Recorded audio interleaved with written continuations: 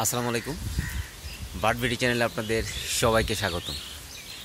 তো ভিউয়ার্স, এই হচ্ছে আমার আজকে কলোনির অবস্থা। আপনারা জানেন আমাদের যেই ওয়েদার বা আকাশের যেই বাজে অবস্থা, হ্যাঁ, এটার জন্যে মানে সারা রাত ধরে বৃষ্টি হচ্ছিল। তো আসলে আমি অনেকটা চিন্তিত ছিলাম যে আমার পাখিগুলোর যে কী অবস্থা। এখনও কিন্তু মোটামুটি প্রচুর বৃষ্টি হচ্ছে।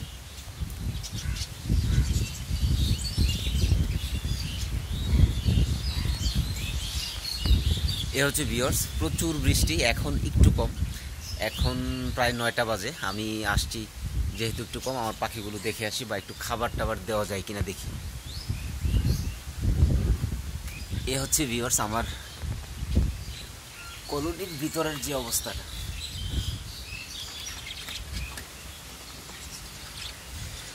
এইখানে ভিউয়ার্স আমি ভিতরেরটা দেখানোর চেষ্টা করতেছি আপনাদের।